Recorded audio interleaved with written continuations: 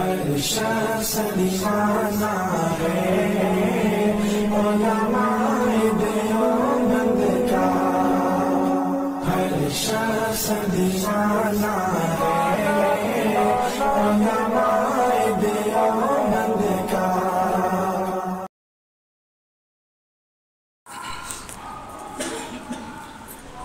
الحمد لله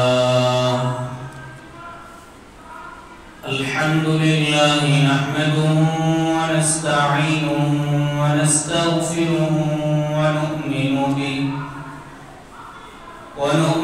به ونتوكل عليه ونعوذ بالله من شرور أنفسنا ومن سيئات أعمالنا،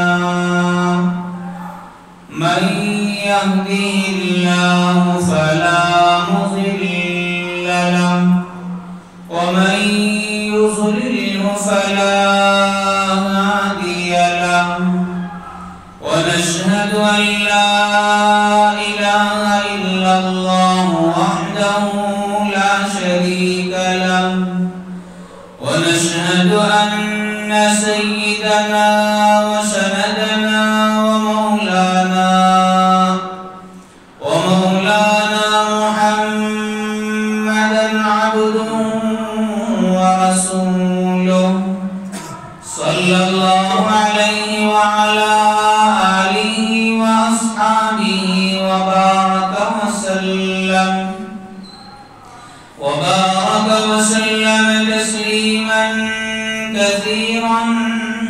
كثيرا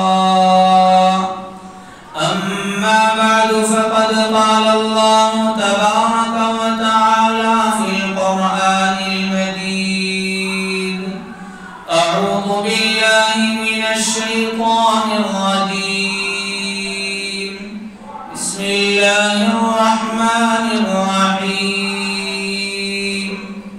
والذين جاهدوا فينا لنهدينهم سبلنا، آمنت بالله صدق الله العظيم، وصدق رسوله النبي الكريم، ونحن على ذلك لمن الشاهدين والشاكرين، والحمد لله رب العالمين. اللهم صل على محمد وعلى آل محمد في أول كلامنا. اللهم صل على محمد وعلى آل محمد في أوسط كلامنا. اللهم صل على محمد وعلى آل محمد في آخر كلامنا. معزز بزرگان دین، عزیز نوجوان بھائیوں، اللہ تبارک و تعالی نے انسان کو جو بنایا ہے وہ دو چیزوں سے مل کر بنایا ہے. ایک چیز ہے نیچے والی، یعنی زمین کی مٹی، جس سے انسان کا جسم بنایا گیا، تیار کیا گیا. اور ایک ہے اوپر کی چیز، یعنی روح، جو آسمان سے اتاری گئی ہے اور وہ اوپر کی چیز ہے. تو انسان کو اللہ پاک نے دو چیزوں سے ملا کر بنایا، جس میں سے ایک چیز نیچے کی ہے اور دوسری چیز اوپر کی ہے.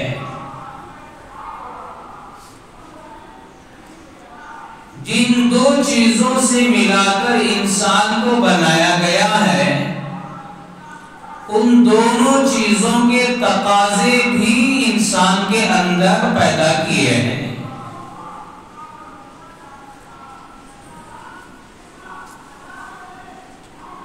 اس کے برخلاف اللہ تبارک و تعالی کی ایک اور مخلوق ہے، وہ ہے فرشتے۔ فرشتوں کو اللہ تبارک و تعالی نے صرف ایک چیز سے بنایا ہے، اور ان کے اندر صرف ایک ہی تقاضا رکھا ہے، وہ ہے اللہ کی بندگی، اللہ کی اطاعت، اللہ کی عبادت، اللہ کی تحمید، اللہ کی تسبیح، اللہ کی بڑائی۔ فرشتے ایک چیز سے بنے ہیں، فرشتوں کے اندر اللہ تبارک و تعالی نے ایک ہی چیز کا تقاضا رکھا ہے، ان کی پوری زندگی ایک ہی کام میں لگی ہوئی ہے۔ کسی فرشتے کو اللہ تبارک و تعالی نے سجدے میں لگایا تو آج تک سجدے میں ہی ہے۔ کسی فرشتے کو اللہ تبارک و تعالی نے رکوع میں جھکایا ہے، آج تک وہ رکوع ہی کر رہا ہے۔ کسی فرشتے کو اللہ تبارک و تعالی نے قیام میں کھڑا کیا ہے، وہ رکعت باندھ کر قیام ہی کر رہا ہے۔ کسی فرشتے کو عرش کے اٹھانے کے لیے لگایا تو وہ اللہ کا عرش اٹھائے ہوئے۔ کسی فرشتے کو تسبیحات میں لگایا، وہ تسبیحات میں لگا ہوا ہے۔ اس طرح ہر فرشتے کو ایک تقاضا دیا، وہ فرشتہ اسی تقاضے کے پورا کرنے میں اپنی پوری زندگی لگا رہا ہے۔ اس کے علاوہ اس کا کوئی دوسرا کام ہی نہیں ہے، اس کے اندر وہ تقاضا بھی نہیں ہے۔ ہر فرشتے کا ایک کام ہے، ہر فرشتے کی ایک ڈیوٹی ہے۔ وہ فرشتہ اسی کام میں، اسی ڈیوٹی میں لگا رہے گا، اس کے خلاف وہ کام کر ہی نہیں سکتا، اس لیے کہ اس کے اندر اس کے خلاف کام کرنے کی طاقت ہی نہیں ہے، تقاضا بھی نہیں ہے۔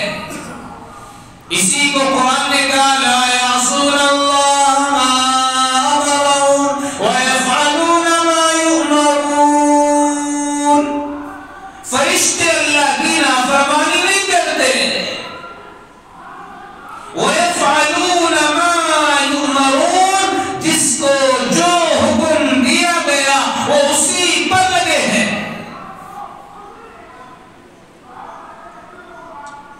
حضرت اسرافیل علیہ السلام ایک فرشتے ہیں،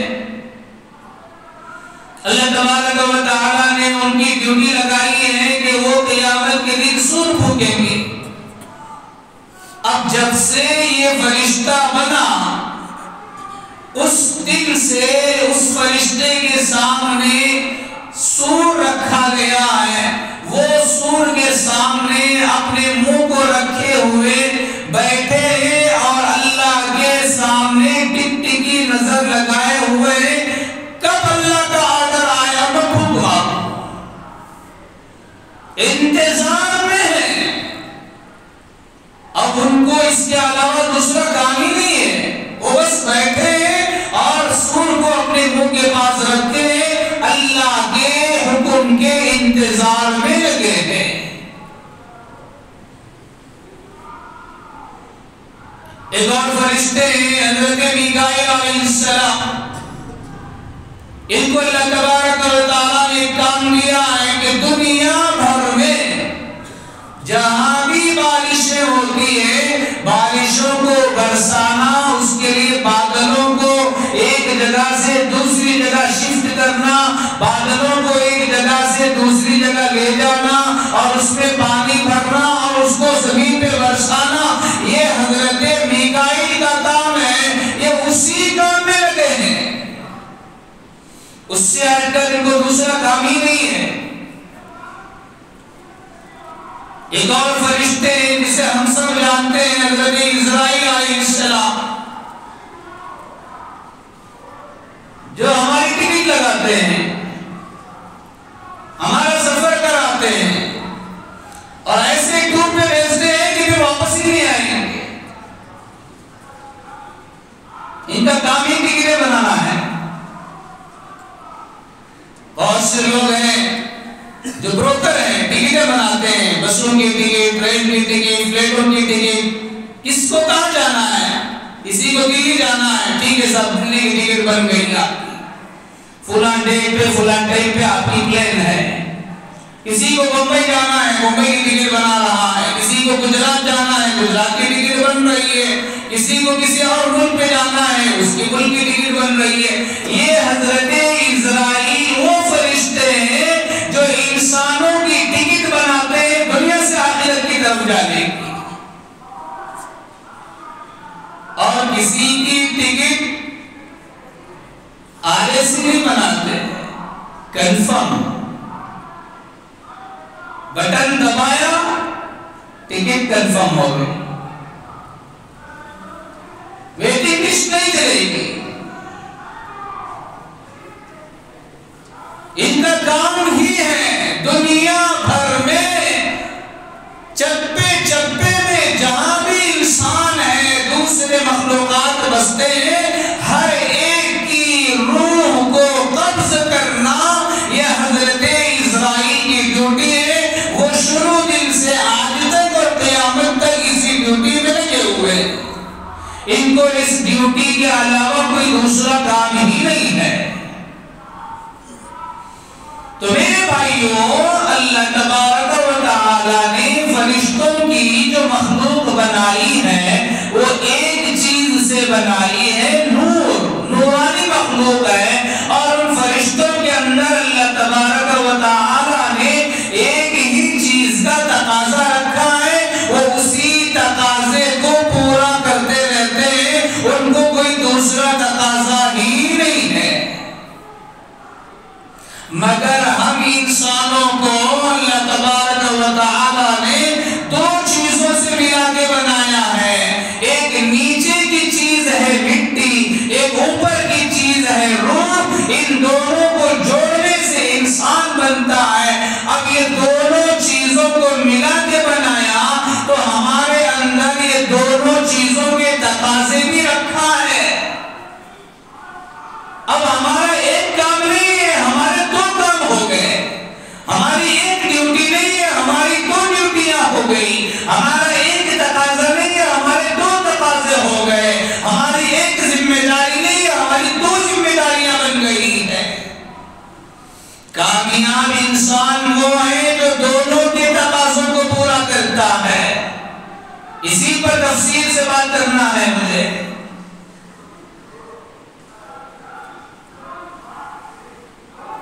جو نیچے کی چیز ہے جس سے ہمارا جسم بنا ہے، مٹی، اس کا تقاضا ہی الگ ہے. اور جو اوپر کی چیز ہے ہماری روح، اس کا تقاضا ہی الگ ہے. دونوں کے تقاضوں میں ڈفرنس ہے. اب انسان کو جسم اپنے تقاضوں کی طرف کھینچتا ہے کہ میرا تقاضا پورا کرو. روح انسان کو اپنے تقاضے کی طرف کھینچتی ہے کہ تم میرا تقاضا پورا کرو.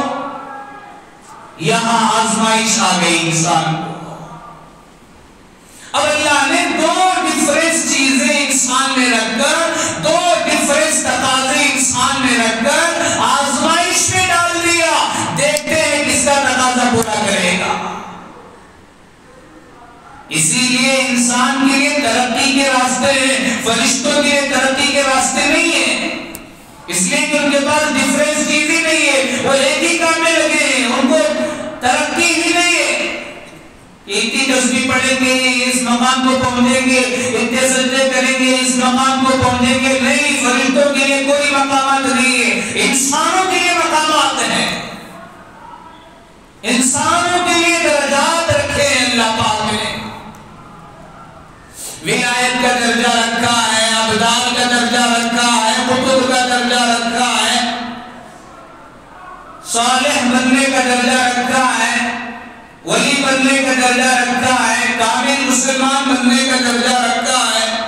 یہ جو درجات اللہ پاک نے انسانوں کو بنائے ہیں وہ کیوں؟ اس لیے کہ اس کے اندر آزمائش کی چیز ڈال دیا۔ اب ایک طرف جسم کے تقاضے انسان کے ساتھ لگے ہیں، دوسری طرف روح کے تقاضے انسان کے ساتھ لگے ہیں، اور دونوں تقاضے آپس میں ایک دوسرے کے متضاد ہیں، ڈیفرنس ہیں۔ جسم کا تقاضا ہے بھوک لگی مجھے کھانا کھلاؤ، نہیں کھلائیں گے میں تمہارا ساتھ نہیں دوں گا۔ اب انسان اس کے تقاضے کو پورا کرنے کے لیے کھانا کھاتا ہے۔ جسم کا تقاضا ہے پیاس لگتی ہے پانی پوچھتا ہے مجھے پانی پلاؤ۔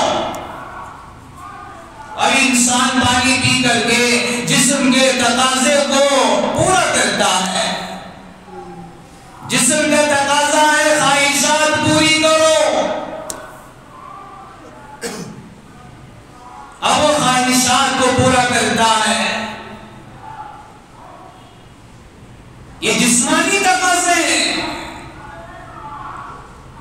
انسان جسمانی تقاضوں کے پورا کرنے میں اتنا آگے لگا ہوا ہے، اتنا آگے بڑھا ہوا ہے کہ اب جسم نے تقاضا کیا کھانا کھلانا ہے، اب کھانے کے پیچھے اتنا لگا، نہ حلال دیکھتا ہے نہ حرام دیکھتا ہے، نہ اچھا دیکھتا ہے نہ برا دیکھتا ہے، بس جسم کے تقاضے کو پورا کرنا ہے۔ جسم کا تقاضا ہے خواہشات پوری کرو۔ اب انسان اتنا اندھا ہو گیا خواہشات کے پورا کرنے میں، نہ اس خواہشات کے حرام کو دیکھ رہا ہے نہ حلال کو دیکھ رہا ہے۔ مجھے کون سی خواہش حلال کی ہے، میری کون سی خواہش حرام کی ہے، جسم کی کون سی خواہش جائز ہے، جسم کی کون سی خواہش ناجائز ہے، جسم کی کون سی خواہش گناہ کی ہے، جسم کی کون سی خواہش نیکی کی ہے، یہ فرق کرنا بھی انسان کے پاس وقت نہیں رہا۔ بس مکمل طور پر جسم کے تقاضوں کو پورا کرنے کے لیے اپنے آپ کو لگا دیا ہے۔ پوری زندگی جسم کے تقاضے، دکانداری کرنا جسم کا تقاضا ہے، کمائی کرنا جسم کا تقاضا ہے، کھانا کمانا جسم کا تقاضا ہے، نیند کرنا جسم کا تقاضا ہے، خواہشات پوری کرنا جسم کا تقاضا ہے، کاروں میں گھومنا جسم کا تقاضا ہے، پلانوں میں گھومنا جسم کا تقاضا ہے، اچھے کپڑے پہننا جسم کا تقاضا ہے، اچھی چیزیں دیکھنا جسم کا تقاضا ہے، اچھی چیزیں سننا جسم کا تقاضا ہے۔ یہ سارے جسم کے تقاضے ہیں، جن جسم کے تقاضوں کے پورا کرنے کے لیے انسان پورے طور پر لگا ہوا ہے۔ دوسری طرف روح کہتی ہے میری بھی الگ تقاضے ہیں، میری بھی تقاضے پورے کرو۔ جسم کا تقاضا پورا کرنے سے جسم بنتا ہے، روح کا تقاضا پورا کرنے سے روح بنتی ہے۔ جسم کے تقاضوں کو پورا کرنے سے جسم میں طاقت پیدا ہوتی ہے، روح کے تقاضوں کو پورا کرنے سے روحانیت مضبوط ہوتی ہے۔ آج معاشرے پر نظر ڈالو، سماج پر نظر ڈالو، امت مسلمہ پہ نظر ڈالو، کون کس کے تقاضوں کو زیادہ پورا کر رہا ہے۔ کسی کو کسی کا نام لینے کی ضرورت نہیں ہے، کسی کو کسی کی طرف انگلی اٹھانے کی ضرورت نہیں ہے، کسی کو کسی کا نشانہ بنانے کی ضرورت نہیں ہے۔ ہم میں سے ہر ایک اپنے نفس پر ہاتھ رکھ کر کے اپنے سینے پہ چھان کے دیکھ لے، میں دو میں سے کس کے تقاضوں کو پورا کرنے کے لیے وقت زیادہ دے رہا ہوں، کس کا تقاضا پورا ہو رہا ہے صبح سے لے کر شام تک، کس کے تقاضے کے لیے پورا دن لگا رہا ہوں۔ کس کے تقاضے کے لیے صلاحیت لگا رہا ہوں, کس کے تقاضے کے لیے خواہشات پوری کر رہا ہوں. اللہ حفاظت فرمائے. ہمارے ایک بڑا مجمع, ایک بڑا طبقہ امت مسلمہ کا آج صرف جسمانی تقاضوں کو پورا کرنے کو کامیابی سمجھ رہا ہے. اطمینان کر لیا کہ میری زندگی اچھی ہو رہی ہے صرف جسمانی تقاضے کو پورا کرنے سے. حالانکہ ایک ڈیوٹی پوری ہو رہی ہے, دوسری ڈیوٹی اس کی ابھی بھی باقی ہے, وہ ہے روحانی تقاضا. روحانی تقاضا کیا ہے؟ روح کہتی ہے مجھے بھوک لگی ہے, مجھے کھانا کھلاؤ, مجھے پیاس لگی ہے, مجھے پانی پلاؤ, میں بیمار ہو گئی ہوں, مجھے دوا دو, میرا علاج کرو, میری فلاں خواہش ہے, میری وہ فلاں خواہش پوری کرو. اب ہم روحانی تقاضوں کو, روح کے تقاضوں کو پورا کرنے کے لیے تیار نہیں ہیں. اچھی طرح یاد رکھیں, دونوں تقاضوں میں سے جسم کے تقاضوں کو پورا کرنا آسان ہے, روح کے تقاضوں کو پورا کرنا مشکل ہے. کیوں؟ اس لیے کہ جسم کا تقاضا نیچے کا ہے اور جسم کے تقاضے قریب ہیں, آنکھوں کے سامنے ہیں. جسم کے تقاضے نظر آتے ہیں تو جسم فوراً لپکتا ہے اپنے تقاضوں کو پورا کرنے کے لیے. ہمارا دل جلدی مائل ہو جاتا ہے. کھانا کھانے کے لیے کسی کو بولنے کی ضرورت نہیں ہے, آٹومیٹک جاتا ہے کھانے. پانی پینے کے لیے کسی کو بولنے کی ضرورت نہیں ہے, نیند کرنے کے لیے کسی کو بولنے کی ضرورت نہیں ہے, کپڑا پہننے کے لیے کسی کو بولنے کی ضرورت نہیں ہے, وہ چیز دیکھو بولنے کے لیے کسی کو بولنے کی ضرورت نہیں ہے. آٹومیٹک کر رہا ہے. کھانا آٹومیٹک ہمارا ہو رہا ہے, پانی آٹومیٹک ہم پی رہے ہیں, نیند ہمارا ٹائم پہ نیند ہماری ہو رہی ہے, کپڑے ہم کسی کے بولے بغیر پہن رہے ہیں, کھانا کسی کے بولے بغیر کھا رہے ہیں. اے تو کھاتا کیوں نہیں کھاتا کی, میں تو کھا لے رہا ہوں. شیخ اپنا دیکھ, میرا پیٹ بھر جائے, کسی کے بولے نہ بولے ہم انتظار نہیں کرتے. کیوں؟ یہ جسم کا تقاضا, اور جسم بنا ہے نیچے کی چیز سے. یاد رکھنا, جتنا انسان نیچے کی چیزوں کے تقاضوں کو پورا کرتا ہے اتنا انسان نیچے گرتا جاتا ہے, اتنا ذلیل ہوتا ہے, اتنا اللہ کی نظر سے گرتا ہے, اللہ کے نبی کی نظر سے گرتا ہے. اس لیے کہ یہ نیچے کی چیز ہے, اس کے تقاضے پورے کرو گے اللہ کی نظروں سے نیچے گریں گے, نبی کی نظروں سے نیچے گریں گے, قرآن کی نظر سے نیچے گریں گے, حدیث کی نظر سے نیچے گریں گے. یہودیوں کے بارے میں اللہ تبارک و تعالیٰ نے فرمایا ضربت علیہم الذلۃ والمسکنہ. یہ یہودی لوگ جسم کے تقاضے پورے کرتے ہیں, اللہ نے ان کے اوپر ذلت کو تھوپ دیا, ذلیل و خوار ہو گئے. جس نے بھی آج تک دنیا میں صرف جسم کے تقاضوں کے پیچھے اپنے آپ کو لگایا وہ ذلیل و خوار ہو کے رہ گئے ہیں, وہ نیچے گر کے رہ گئے ہیں.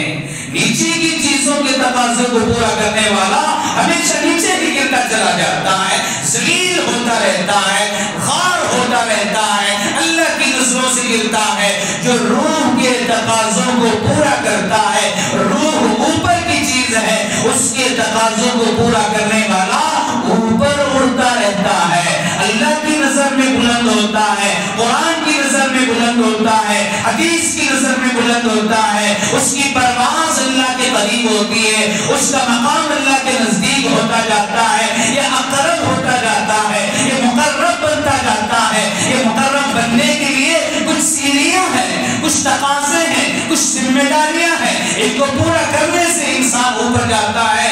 نیچے اترنے کے لیے انسان کو سیڑھی کی ضرورت نہیں ہے, اوپر چڑھنے کے لیے انسان کو سیڑھیوں کی ضرورت پڑتی ہے. نیچے اترنے کے لیے انسان کو محنت کی ضرورت نہیں ہے, اوپر چڑھنے کے لیے انسان کو زیادہ محنت کی ضرورت پڑتی ہے. محنت کی ضرورت پڑتی ہے.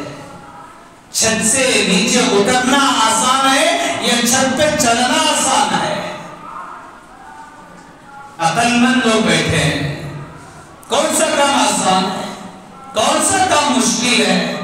ہم لوگ جو کر رہے ہیں یہ جسمانی تقاضے بہت آسان ہے، کوئی کمال نہیں ہے۔ اپنا گھر چلا رہے ہیں، اپنا پیٹ بھر رہے ہیں، اپنے کپڑے پہن کے جسم چھپا رہے ہیں اور اپنے آپ کو سمجھ گئے میں تو ہوشیار نہیں،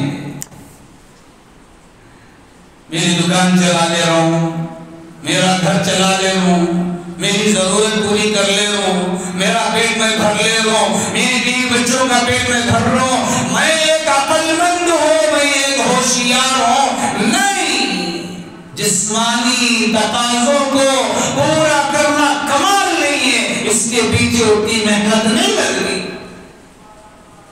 روح کے تقاضوں کو پورا کرنا اصل کمال ہے۔ روح کے تقاضے پورا کرنے کے لیے مشکل ہے، کیوں؟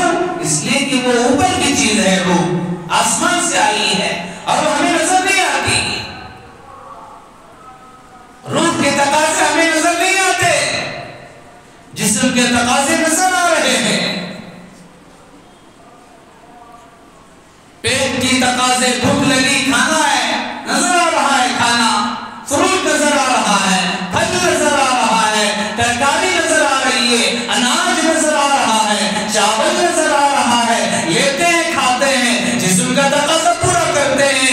جسم کو چھپانا ہے، کپڑے نظر آ رہے ہیں، اٹھا کے پہن لیا، جسم کا تقاضا پورا ہو گیا۔ روح کے جو تقاضے ہیں وہ کیسے پورا کریں گے حضرت؟ وہ کہاں ملتی، وہ کہاں نظر آ رہی، وہ کس سے روح کے تقاضے پورے ہوتے ہیں؟ میرے بھائیوں، یہ چیزیں ہمیں نظر نہیں آتی ہیں، یہ چیزیں نبیوں کو نظر آتی ہیں۔ عام انسانوں کو اللہ پاک صرف جسم کی آنکھیں دیا ہے، نبیوں کو اللہ جسم کی آنکھوں کے ساتھ دل کی آنکھیں بھی دیتا ہے، روح کی آنکھیں بھی دیتا ہے۔ نبی جو دیکھتا ہے عام انسان وہ نہیں دیکھ سکتا، نبی کو جو نظر آتا ہے عام انسان کو وہ نظر نہیں آتا۔ نبی نے کہا ہم کو نماز پڑھو، یہ روح کی غذا ہے، نبی نے ہم کو بتلایا سجدہ کرو، یہ روح کی غذا ہے، نبی نے ہم کو بتایا سبحان اللہ کی تسبیح پڑھو، یہ تمہاری روح کی غذا ہے، نبی نے ہم کو بتایا قرآن کی تلاوت کرو، یہ تمہاری روح کی غذا ہے، نبی نے ہم کو بتایا عبادت کرو، یہ تمہاری روح کی غذا ہے۔ یہ انبیاء جو بتاتے ہیں وہ دیکھ کے بتاتے ہیں۔ ہمارے نبی نے جنت دیکھی، ہمارے نبی نے جہنم دیکھی، ہمارے نبی نے قبر کے عذاب کو دیکھا، ہمارے نبی نے آخرت کے مناظر کو دیکھا، ہمارے نبی نے جہنم کے مناظر کو دیکھا، ہمارے نبی نے جنت کے مناظر کو دیکھا۔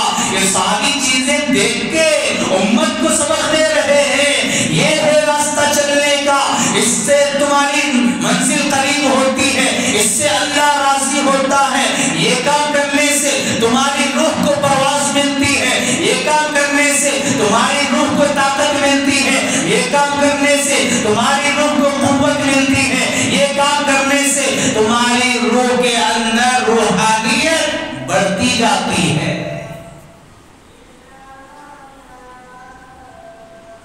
یہ نظر نہیں آ رہا، مگر جو دیکھ کے کہہ رہے ہیں وہ 100% صحیح کہہ رہے ہیں، اس میں ڈاؤٹ کچھ نہیں ہے۔ کسی کو ڈاؤٹ ہے؟ بہت سے لوگوں کو ہے، نبی کی باتوں پہ ڈاؤٹ ہے۔ ارے بھائی وہ دیکھ تو بولے تو ڈاؤٹ کی طرح سو۔ نبیوں کے بارے میں اللہ نے کہا وَكَذَلِكَ نُرِي إِبْرَاهِيمَ مَلَكُوتَ السَّمَاوَاتِ وَالْأَرْضِ، ہم نے ابراہیم کو دکھایا ہے، ملکوت سماوات بھی دکھایا، ملکوت ارض بھی دکھایا ہے۔ أَفَتُمَارُونَهُ عَلَى مَا يَرَى، قرآن ہمارے نبی کے بارے میں کہتا ہے ارے تم نبی سے ان کاموں میں جھگڑا کرتے ہو جن کاموں کو نبی دیکھتا مگر کفار جھگڑتے تھے، نہیں کیسا ماننا ہمیں، جبرائیل تمہارے پاس آتے سو کیسا ماننا، معراج میں تمہیں جا کو آئے سو کیسا ماننا، جنت دیکھ کو آئے بولے گا کیسا ماننا، بیت المقدس دیکھ کو آئے بولے گا کیسا ماننا، جہنم دیکھ کو آئے بولے گا کیسا ماننا، ہمیں نہیں مانتے۔ ارے انہیں دیکھا سو بول رہا بھئی تجھے نظر نہیں آیا تو جھگڑا کس بات کا؟ ایک آدمی کو اللہ نے دیکھنے کی طاقت دی آنکھوں میں، اور ایک آدمی ہے وہ نابینا ہے، اس کے پاس آنکھوں میں دیکھنے کی طاقت نہیں ہے۔ اب جو آنکھوں میں دیکھنے کی طاقت ہے، جو اچھی آنکھوں والا ہے، جسے نظر آتا ہے، انہیں بول رہا دن کے 10 بجے کھڑے ہو گئے جامع مسجد کے باہر، بھئی سورج دکھ رہا، سورج نظر آ رہا، نابینا بول رہا مجھے نہیں دکھ رہا، اب کیا کرنا؟ تجھے نہیں دکھ رہا تو تیرے پاس دیکھنے کی آنکھیں نہیں ہے، تجھے نہیں دکھ رہا تو تیرے پاس دیکھنے کی طاقت نہیں آنکھوں میں۔ اب وہ نابینا لڑتے بیٹھا نہیں مجھے نہیں دکھ رہا، تو جھوٹ بول رہا تو نہیں مانتا میری بات۔ یہی حال ہو رہا ہے دین کے بارے۔ نبی جو بھی بول رہے ہیں نماز یہ ہماری روح کی غذا، یہ 100% صحیح۔ نبی بول رہے ہیں سجدے کرنے میں روحانیت کی ترقی ہے، 100% صحیح۔ نبی بول رہے ہیں قرآن کی تلاوت میں روحانیت کی پرواز ہے، 100% صحیح۔ ہم مانیں گے نہ مانیں ہماری غلطی۔ تو میرے بھائیوں کچھ چیزیں ہیں جو نبی کو نظر آتی ہیں، امت کو نظر نہیں آتی۔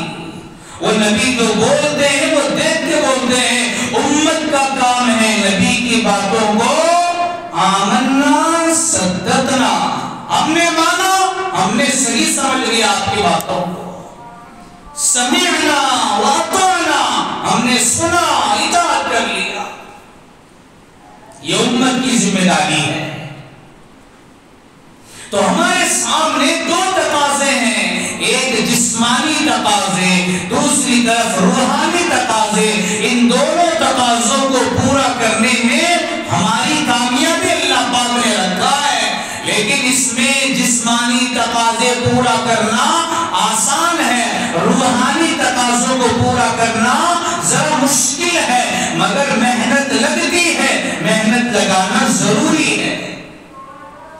بغیر محنت کے منزل تک نہیں پہنچ سکیں گے، بغیر مجاہدے کے منزل تک نہیں پہنچ سکیں گے۔ اس کے پیچھے مجاہدہ ہے، اس کے پیچھے محنت ہے، اس کے پیچھے تڑپ ہے۔ انسان کو جتنی محنت کریں گے اللہ پاک اس کو اتنی منزلیں آسان کرے گا۔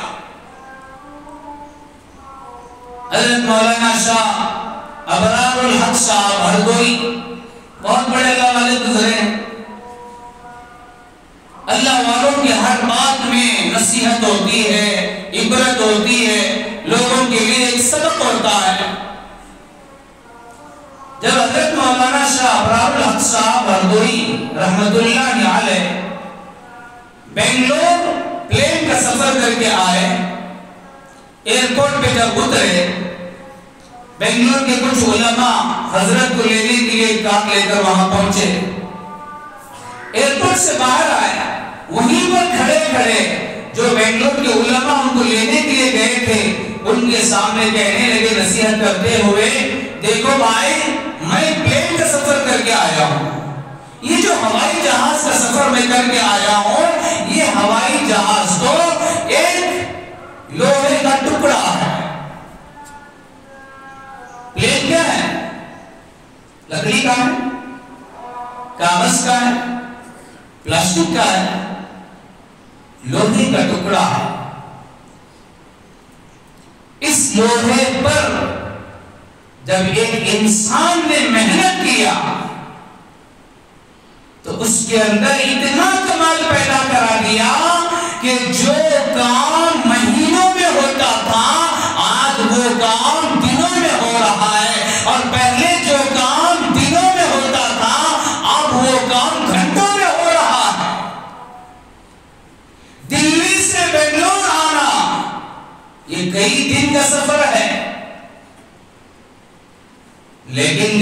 انسان نے لوہے پر محنت کیا، انسان نے لوہے پر اپنی صلاحیت لگائی، اس لوہے کو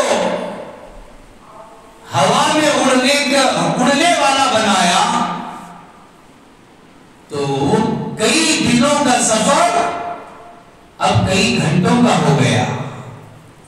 حضرت کہنے لگے اسی طرح اگر کسی کو اپنی روحانی پرواز چڑھانا ہے، اپنی روحانیت کو اوپر بڑھانا ہے، تو اس کے پیچھے بھی محنت شرط ہے۔ جو جتنی محنت کرے گا روح پر، اس کی پرواز اتنی اوپر جائے گی۔ جب ایک لوہا اوپر جا سکتا ہے تو روح کی طاقت بھی لوہے سے بھی اوپر جا سکتی ہے۔ شرط ہے محنت۔ آج ہر ایک کے سامنے صرف جسم کے تقاضے ہیں، ہر ایک جسم کے تقاضوں کے پورا کرنے کے پیچھے لگا ہوا ہے۔ جسم کے تقاضے روزانہ پورے ہو رہے ہیں، روح کے تقاضے کسی کے ہفتے میں ایک بار پورے ہو رہے ہیں، کسی کے مہینے میں ایک بار پورے ہو رہے ہیں، کسی کے تو سال بھی گزر جاتے ہیں، روح کے اوپر فکر ہی نہیں۔ ہفتے میں ایک مرتبہ کھانے سے جسم کا کیا حال رہتا ہے؟ کوئی ہفتے میں ایک مرتبہ کھانا کھائیں گے، وارم میں ایک مرتبہ کھائیں گے تو جسم کا کیا حال ہوگا؟ وارم میں ایک مرتبہ کھانا کھائیں گے، باڈی کا کیا حال ہوگا؟ ہم سب جانتے ہیں کہ دن میں 3 مرتبہ ہونا یہ تو کم بول رہی سو، چوتھی مرتبہ بھی ملا تو الحمدللہ بولو ہے۔ جسم کے تقاضے روزانہ، روح کے تقاضے کے لیے صرف جمعہ، وہ بھی صرف 2 رکعت، نہ پہلے کی سنتیں نہ بعد کی سنتیں۔ کیا اثر پڑے گا روح پر؟ کیا طاقت آئے گی روح میں؟ کیا قوت پیدا ہوگی روح میں؟ کیا پرواز چڑھے گی ہماری اوپر؟ کیا ترقی ہوگی ہمارے ایمان کی؟ کیا ترقی ہوگی ہمارے دین کی؟ کتنا ہم اللہ کے قریب پہنچیں گے؟ ارے جس چیز کو روزانہ ڈالنا چاہیے غذا، اس کو ہم وارم میں ایک مرتبہ ڈال رہے ہیں، وہ بھی پورا نہیں، تھوڑا۔ اب وہ کہا رہے ہیں جہاں کی روح وہی رہے، ہماری روحانیت جیسی ویسی رہ جائے، جس کو جتنی ضرورت ہے اسے وہ چیز اتنا دینا چاہیے۔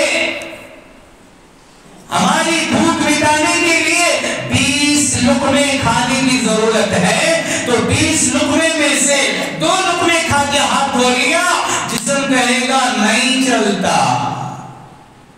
تو دکان پہ بیٹھے گا تجھے پریشان کروں گا، تو گاڑی چلائے گا تجھے پریشان کروں گا، چلانے نہیں دوں گا، اتاروں گا ضرور تجھے، تو سونے کے لیے بستر پہ جا، تجھے سونے نہیں دوں گا۔ جب بھوک ستاتی ہے انسان کو نیند نہیں آتی، جب بھوک ستاتی ہے انسان کو سفر کرنے میں مزہ نہیں آتا، جب بھوک ستاتی ہے انسان کو دکان پہ بیٹھنے مزہ نہیں آتا، کروڑوں کا کاروبار کرنے مزہ نہیں آتا، کتنا بھی کمائی کا ذریعہ ہو، جب بھوک لگی اندر سے جب چنگاری اٹھتی ہے تو کان بند کر کے سیدھا گھر جاتا ہے۔ یہ بات ہماری سمجھ میں آ گئی کہ جسم کا تقاضا پورا کرنا، اور وہ بھی جتنی ضرورت ہے اتنا پورا کرنا، مگر آج تک ہمیں یہ سمجھ میں نہیں آیا روحانیت کے لیے جو چیز کی ضرورت ہے اسے ہم پورا کرنے میں کتنا پیچھے ہے۔ اس لیے بھائیوں جسم کے مقابلے میں روحانیت پر توجہ دینے کی ضرورت ہے۔ اللہ نے جسم کی بھی غذا رکھی ہے، روح کی بھی غذا رکھی ہے، اللہ نے جسم کے لیے بھی، جسم بیمار ہوتا ہے اس کے لیے دوائیوں کی چیزیں اللہ نے دنیا میں بنا رکھی ہے۔ کوئی بیماری ایسی نہیں ہے جس بیماری کی دوا اللہ نے دنیا میں نہ رکھی ہو۔ آج نہیں تو 1 سال کے بعد وہ دوا انسان کے ہاتھ لگے گی۔ تو جیسے جسم جسم کی غذا اللہ نے دنیا میں رکھی ہے. جسم بیمار ہوتا ہے اس کو صحیح کرنے کے لیے اللہ نے دنیا میں اس کی دوا بنا رکھی ہے. اسی طرح ہماری روح کی غذا بھی اللہ نے دنیا میں بنا رکھی ہے. اور اس روح کو بیمار ہو جائے اسے رڑی کرنے کے لیے اس کی دوا بھی بنا رکھی ہے. جیسے ہم جسم کی غذا لیتے ہیں ایسے ہی روح کی غذا لینا چاہیے. جسم کی غذا کھانا, جسم کی غذا پانی, جسم کی غذا پھل, جسم کی غذا فروٹ, جسم کی غذا ترکاری, جسم کی غذا فلاں چیزیں. اسی طرح یاد رکھ لے روح کی غذا نماز, روح کی غذا سجدہ, روح کی غذا تہجد, روح کی غذا ذکر, روح کی غذا تسبیح, روح کی غذا قرآن کی تلاوت, روح کی غذا صدقہ خیرات. یہ جتنا کریں گے, جتنا زیادہ کریں گے اتنا روحانیت میں ترقی آئے گی اور ہماری روحانیت میں پرواز چڑھے گی اور ہم اللہ کے قریب ہوں گے, اللہ کی نظروں کے قریب ہوں گے, اللہ کے دربار میں ہم قریب ہوں گے, اللہ کے ہم مقرب بنیں گے. پائجامے کے دو پائچے, ایک پہننا کی دو پہننا. کون ہے پائجامے کا صرف ایک پائچہ پہن کے زندگی گزار رہا ہے؟ نہیں, دونوں پہنتے نہیں پہنتے. ایسے ہی دنیا میں کامیاب ہونے کے لیے دو تقاضے ہیں, تقاضے دونوں کو پورا کرنا چاہیے. بیلنس آؤٹ ہو گیا سمجھ لو ناکام ہو رہے ہیں. اگر جھکاؤ پورا جسمانی تقاضے پہ آ گیا, صرف جسم جسم جسم جسم صبح سے شام تک پورا وارہ, پورا مہینہ, پورا سال, پوری زندگی جسم کے پیچھے پڑا ہوا ہے. جسم کا تقاضا اچھا گھر ہونا, اب گھر بنانے کے پیچھے لگا ہے. جسم کا تقاضا اچھے کپڑے ہونا, اب اچھے کپڑے پہننے میں لگا ہے. جسم کا تقاضا اچھا کھانا ہونا, اب اچھا کھانے میں, اچھا کمانے میں لگا ہوا ہے. یہ تو جسم کے تقاضا ہے, یہ تو ون سائڈ ہوا, یہ تو ون وے ہوا. یہ کامیاب انسان نہیں ہے, اسی کے پیچھے جھکاؤ ہو گیا ہے, اسی کو اپنا مقصد سمجھ لیا, اسی کو اپنی کامیابی سمجھ لیا. یہ دھوکہ ہے, یہ دھوکہ ہے. اور اسی طرح اگر کوئی جسم کے تقاضے کو پوری طرح چھوڑ دیا, صرف روح کے پیچھے پڑا ہے, صرف نماز, صرف ذکر, صرف تہجد, صرف تسبیح, صرف قرآن کی تلاوت, صرف روزے, صرف حج, صرف زکات, صرف صدقہ خیرات, نہ بیوی کی فکر, نہ بچوں کی فکر, نہ گھر بنانے کی فکر, نہ کپڑوں کی فکر, نہ کھانے کی فکر, نہ سونے کی فکر, نہ کمائی کی فکر, نہ دکان کی فکر, نہ فیکٹری کی فکر, نہ مال کی فکر, دنیا کی فکر ہی نہیں ہے. صرف آخرت, صرف آخرت, صرف دین, صرف نماز. 24 گھنٹے نماز میں گزار رہا ہے, 24 گھنٹے ذکر میں گزار رہا ہے, 24 گھنٹے قرآن کے پیچھے پڑا ہوا ہے, 24 گھنٹے مسجد میں آگے بیٹھا ہوا ہے, 24 گھنٹے آخرت کی فکر میں بیٹھا ہوا ہے. نہیں چلے گا, بیلنس آؤٹ نہیں ہونا چاہیے. ادھر بھی جھکاؤ نہیں, ادھر بھی جھکاؤ نہیں, بیلنس برابر رکھو. حدیث میں آتا ہے اللہ کے نبی صلی اللہ علیہ وسلم نے ایک مہاجر صحابی, ایک انصار صحابی جب یہ ہجرت کر کے مدینہ آئے, اللہ کے نبی نے ایک مہاجر ایک انصاری صحابی کی جوڑی بنا کے کہا آج سے تم دونوں بھائی ہو, ایک ساتھ رہنا, ایک گھر میں رہنا, اپنے سارے کام ایک ساتھ کرنا. تو اللہ کے نبی صلی اللہ علیہ وسلم نے حضرت ابو درداء رضی اللہ تعالیٰ عنہ اور حضرت سلمان رضی اللہ تعالیٰ عنہ کی جوڑی بنائی اور ان دونوں کا آپس میں بھائی بنایا کہ تم آج سے دونوں بھائی ہو. یہ ایک ساتھ رہتے تھے. ایک مرتبہ حضرت سلمان رضی اللہ تعالیٰ عنہ حضرت ابو درداء کے گھر میں اندر گھسے, بیوی پر نظر پڑی, حضرت ابو درداء کی بیوی پر دیکھا, حضرت ابو درداء رضی اللہ تعالیٰ عنہ کی بیوی خستہ حالت میں, جسم سوکھا ہوا ہے, بال بکھرے ہوئے ہیں, چہرے پہ کوئی خوشی نہیں ہے. بیٹھے حضرت سلمان رضی اللہ تعالیٰ عنہ بیٹھے گھر میں. تھوڑی دیر کے بعد حضرت ابو درداء رضی اللہ تعالیٰ عنہ آئے. جب حضرت ابو درداء آئے تو بیوی نے کھانا بنایا، حضرت سلمان بھی ہے، وہ بھی یہ دونوں مل کر کھائیں گے، بیوی کو بھی کھانے کا تقاضا ہے، تو چنانچہ کھانا تیار کیا گیا، دسترخوان لگایا، کھانے کی چیزیں لا کے دسترخوان پہ جوڑی۔ جب دسترخوان تیار ہوا، حضرت سلمان رضی اللہ تعالیٰ عنہ دسترخوان پر بیٹھے اور حضرت ابو درداء کو بلایا، آؤ بھائی کھانا کھائیں گے۔ تو حضرت ابو درداء رضی اللہ تعالیٰ عنہ کہنے لگے میں روزے سے ہوں۔ زیادہ توجہ حضرت ابو درداء کی عبادت کی طرف تھی، گھر کی طرف توجہ ہی نہیں ہے، کھانے پینے کی طرف توجہ ہی نہیں ہے۔ حضرت سلمان رضی اللہ تعالیٰ عنہ نے کہا جب تک تم آ کر میرے ساتھ دسترخوان پہ بیٹھ کے کھانا نہیں کھاتے میں بھی نہیں کھاتا۔ نفل روزہ ہے، مہمان کے لیے توڑنے کی اجازت ہے، بعد میں قضا کر لو۔ یہ نفل روزے رکھے ہیں، حضرت سلمان کہنے لگے تم آگے بیٹھیں گے میں کھاؤں گا، نہیں تو میں بھی نہیں کھاؤں گا۔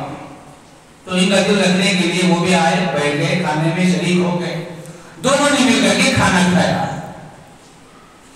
رات ہوئی، سونے کے لیے بستر لگایا گیا، حضرت سلمان رضی اللہ تعالیٰ عنہ کا بستر لگا، ادھر حضرت ابو درداء رضی اللہ عنہ کا بستر لگا۔ رات ہوئی، جب سونے کے لیے حضرت سلمان بستر پر لیٹے تو ابو درداء نے اپنے بستر سے ہٹ کر ایک جگہ پر مصلی بچھایا نماز پڑھنے کے لیے۔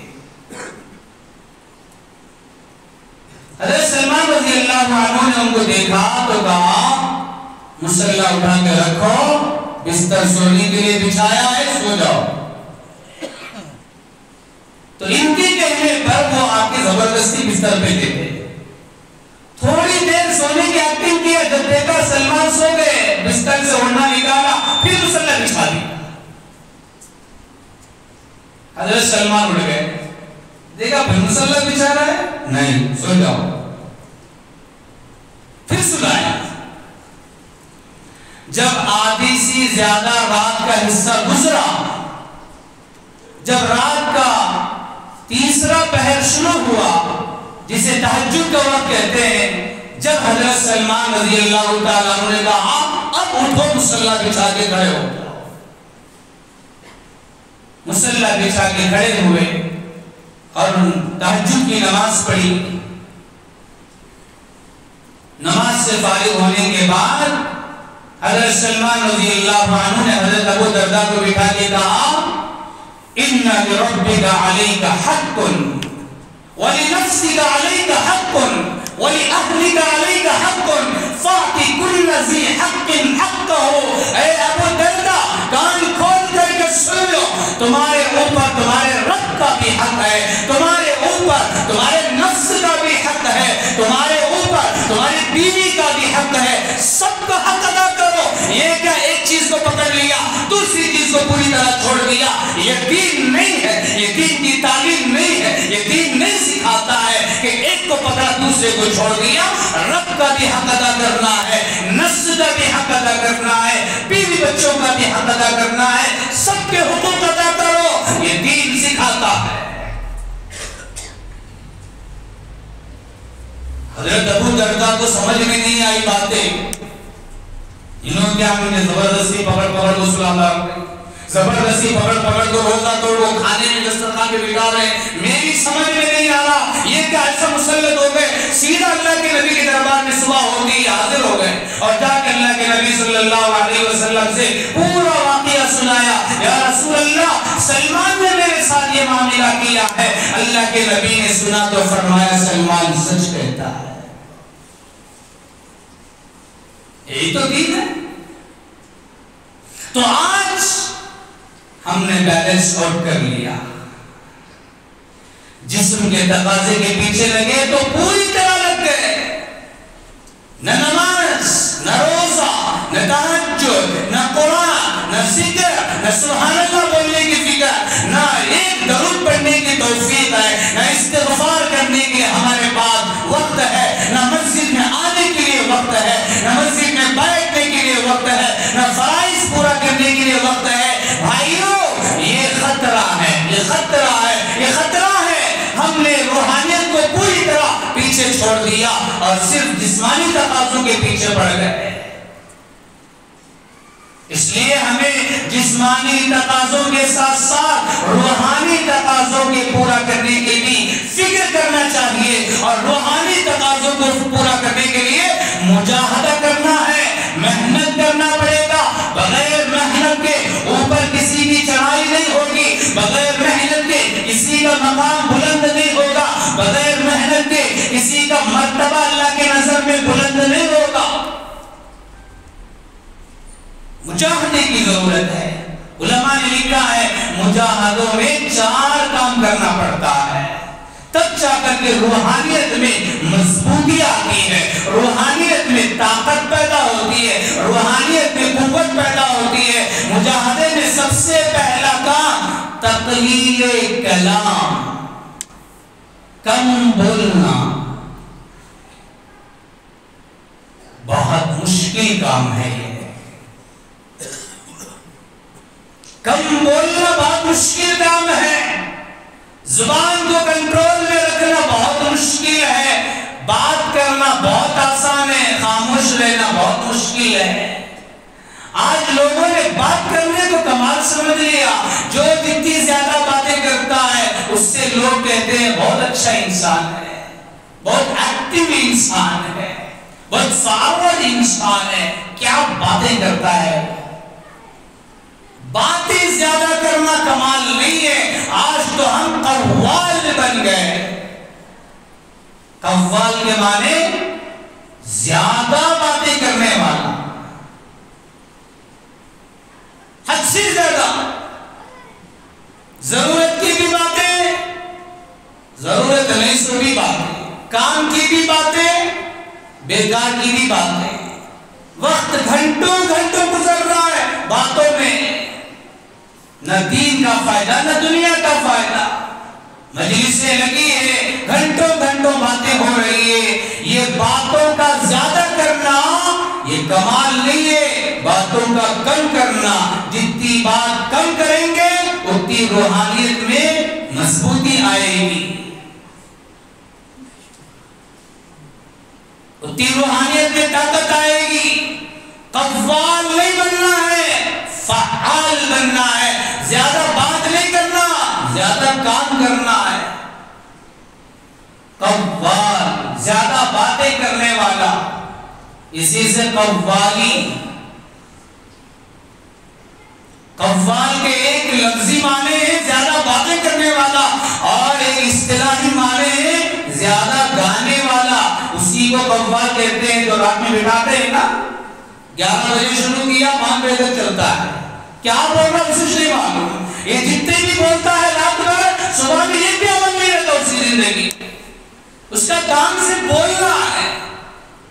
کتنے ولیوں کے بارے میں بولتا ہے نا، وہ ولیوں کی زندگی سے نہیں معلوم بیچارے. وہ ولیوں کی صفات ہی بیچارے کی زندگی میں نہیں ہے. اسی کو اسے قوال کہتے ہیں. وہ گانے والے کو قوالی کہتے ہیں. وہ قوال کی باتیں سننے کے لیے پوری رات ہے وقت امت کے پاس. قرآن کی بات سننے کے لیے، حدیث کی بات سننے کے لیے، نماز کی بات سننے کے لیے، آخرت کی بات سننے کے لیے، اللہ کی بات سننے کے لیے، جنت کی بات سننے کے لیے، قبر کی بات سننے کے لیے، حشر کی بات سننے کے لیے، پلسرات کی بات سننے کے لیے امت کے پاس 1 گھنٹہ وقت نہیں ہے. معاف کرنا 1 گھنٹہ وقت نہیں ہے. گھڑی پہ نظریں لگی ہوئی ہے. اگر 10 منٹ خطیب زیادہ بولتا ہے تو باہر شکایتیں ہوتی ہیں. ایک رات گزار دی قوالی میں بیٹھ کر کے، نہ دین ملا نہ دنیا ملی، نہ قبر بنی نہ آخرت بنی ہے، نہ فجر کی نماز ہوئی، نہ اللہ کا حکم زندہ، نہ نبی کا طریقہ زندہ ہوا. وہاں واہ ہوتی ہے، واہ کیا رے قوالی پڑھا سو. بیکار کی باتیں سننے کے تعریفات ہو رہی ہیں. پیسہ لٹا رہا ہے امت والا. یا قرآن و حدیث کی باتیں سننے کے لیے نہ وقت ہے نہ پیسہ دینے کے لیے تیار ہے. امت کی بات ہو رہی ہے، کسی ایک بستی کی کسی ایک کو ٹارگٹ بنا کے نہیں. آج امت کے اندر بے دینی کا یہ حال ہے. قوالی راتوں رات سنیں گے دین اور قرآن حدیث کی باتیں. 1 گھنٹہ وقت لے کر کے فرصت بنا کر کے اپنے آپ کو محتاج بنا کر کے وقت سے پہلے نہ آ کر بیٹھتے ہیں نہ پوری بات سننے کے لیے تیار. تو یہ مجاہدے میں پہلا کام تقلیل کلام. بات کم کرو. جتنا بات زیادہ کریں گے اتنے گناہ زیادہ ہوں گے. جسم کا تقاضا ہے زیادہ باتیں کرنا, روح کا تقاضا نہیں ہے زیادہ باتیں کرنا. دوسرا کام تقلیل طعام, کم کھانا. آج تو کچھ جشن کو کھانے کے بارے میں ریکارڈ بریک ہو رہے ہیں. جتنا کھانے والے زیادہ ہو گئے اتنے آج روز راستوں میں بازاروں میں ہوٹلوں کی بھرمار ہو گئی ہے. پہلے زمانے میں ہوٹل نہیں ہوتے تھے, تلاش کرنا پڑتا تھا مسافروں کو ہوٹلوں کے لیے.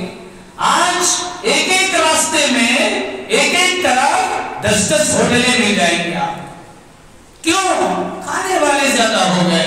وہ بھی اچھا چھوڑا. دال کھانا رہے تو نہیں چلتا. مسلمان میں معلوم کسے ذرا دال کھانا, ان کو جو کسے غیر قوم کھانا. ہم نے کیا رہے تو یہ ہونا چاہیے. وہ بھی ایک مسالے کے نہیں, 4 مسالے کے الگ الگ رہنا دسترخوان کو. لڑائیاں بھائی اپنی ولی کی دعوت میں. یہ سب کیسے چل رہی ہے؟ یہ سب ہم بول رہے نہیں, ہو رہا ہے. کھانے کی مقدار بڑھ گئی ہے, اس لیے ہوٹل والے ایک سے ایک بنا کے دے رہے, ایک سے ایک بنا کے دے رہے. آج تو ماحول ایسا ہو گیا انسان کو ہوٹل کے پاس جانے کی ضرورت نہیں ہے, ہوٹل کا کھانا خود انسان کے پاس آ رہا ہے. کیا کہ زومیٹو کیا نہیں اب نکل چکی ہے.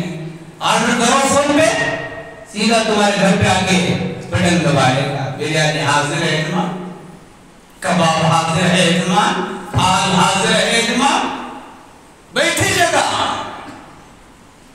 جتنا کھانا آج بڑھ گیا بیماریاں اتنی عام ہو گئی ہے.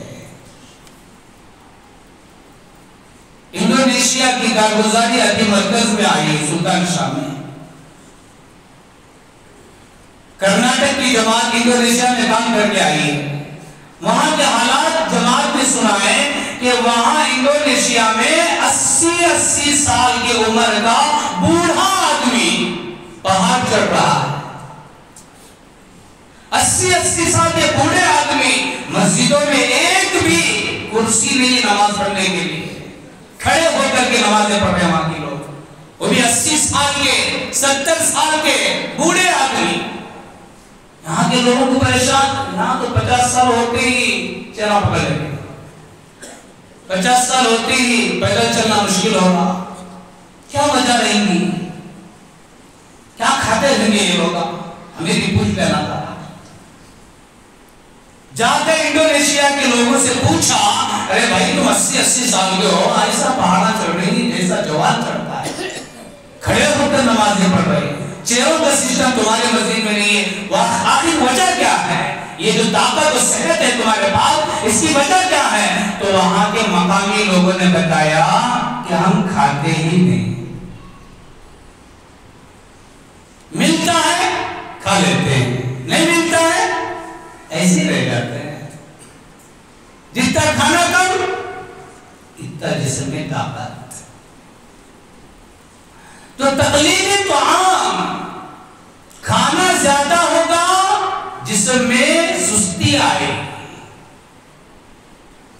جسم کہے گا نہیں ہوتا بھی نماز پڑھنے آپ چھپ کے کھٹے ڈکا کے گولی کا سب میں کھڑے ہو جاؤ, اس سے اچھا ہے نماز پڑھ جانے کا. ہر چیز میں میڈیم ہونا چاہیے, ہر چیز میں اعتدال ہونا چاہیے. تیسری چیز تقلیل منام, کم نیند کرنا, کم سونا. لمٹ ہے سونے کی بھی, ایسا نہیں بستر کو پڑا تو ہوگا بے ٹکڑا. تقلیل منام, جسم کو تھکانا چاہیے نہ کہ جسم کو صلح کے موٹا کرنا چاہیے. امت کے بزرگوں کا معمول ہے 3:30 کے بعد ان کی نیندیں نہیں ہوتی ہے، مسلح پہ رہتے ہیں. رات کے 3 حصے بناتے ہیں، 2 حصے سوتے ہیں، ایک حصہ عبادت میں لگاتے ہیں، ایک حصہ مسلح پہ گزارتے ہیں. ان کے اندر روحانی طاقت رہتی ہے. چوتھی چیز تقلیل اختلاط الانام، لوگوں سے کم ملنا جلنا. جتنا لوگوں سے ملنا زیادہ ہوگا اتنی باتیں زیادہ ہوں گی، فضولی باتیں ہوں گی. لوگوں سے ملنا کم ہوگا، ہمارا کام زیادہ ہوگا. تو میرے بھائیوں، روحانیت کو بڑھانے کے لیے مجاہدے کی ضرورت ہے، اور مجاہدہ یہ 4 کاموں کا نام ہے. اللہ تبارک و تعالیٰ سے دعا کریں اللہ پاک ہم سب کو جسمانی تقاضوں کے ساتھ روحانی تقاضوں کو بھی پورا کرنے والا بنائے.